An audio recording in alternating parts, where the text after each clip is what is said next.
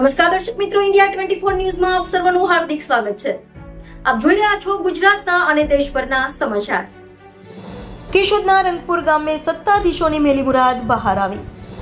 સરકાર દ્વારા ફાળવવામાં આવેલ સુખાકારી સુવિધાઓથી ગ્રામવાસીઓ વંચિત રહ્યા। રંગપુર ગ્રામ પંચાયત વિરુદ્ધ ફરિયાદ કરવા છતાં ઉપરી અધિકારીઓ દ્વારા કોઈ દાખલારૂપ પગલાં ન લેતા રોષ ભભૂકી ઉઠ્યો।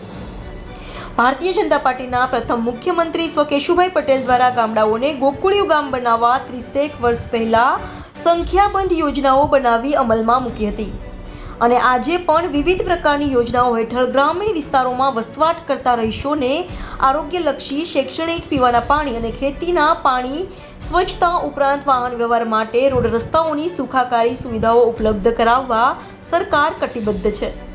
ત્યારે સ્થાનિક પદાધિકારીઓ અને અધિકારીઓની નબળી ઈચ્છા શક્તિને કારણે ભ્રષ્ટ વહીવટથી લોકો વંચિત રહી જાય છે।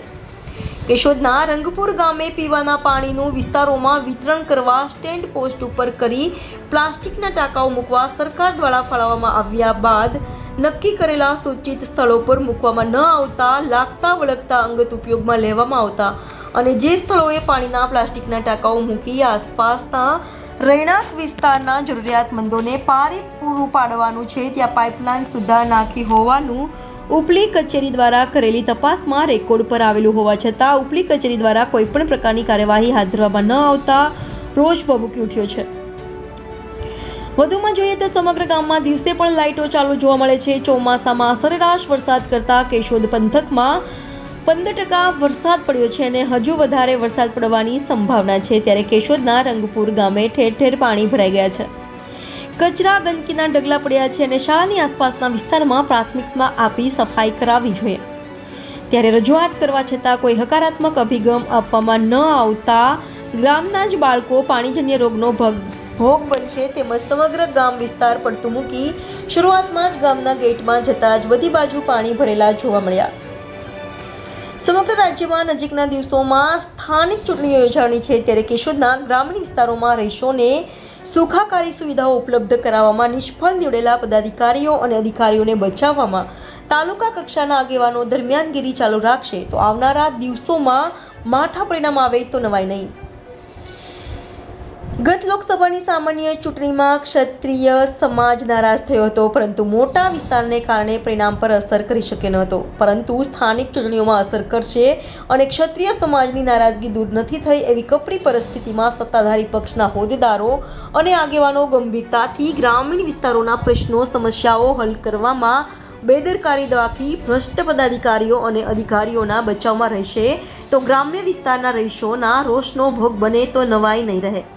કેમેરામેન રાવલિયા મધુ સાથે reporter Jagdish Yadav, India 24 news, Junagadh. Mansukhlal Murjibhai Kansagara, માજી સરપંચ।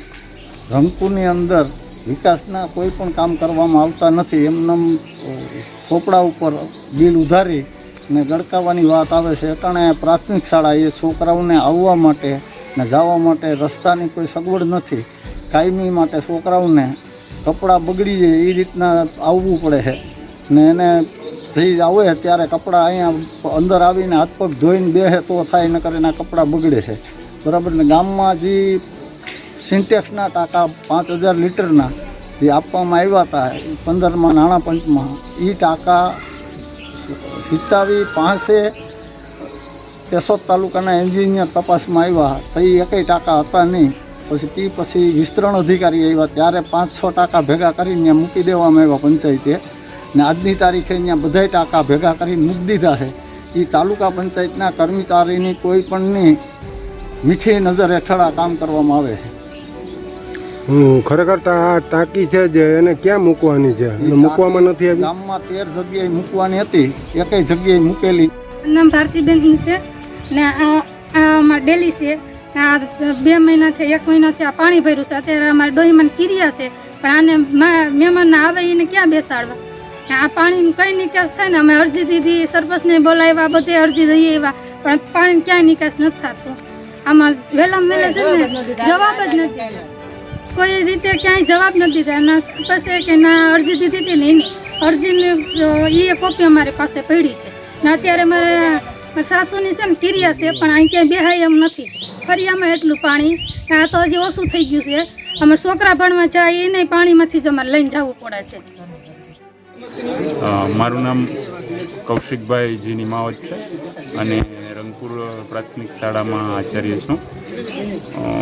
અત્યારે ચોમાસાની ઋતુ દરમિયાન અમારી શાળાની આસપાસ જે પાણીના ખાડાને ભરાયેલા રહે છે અને એમાં મચ્છર અને બીજા જીવજંતુઓનો ઉપદ્રવ વધી જાય છે ચોમાસાના ગાળામાં, અને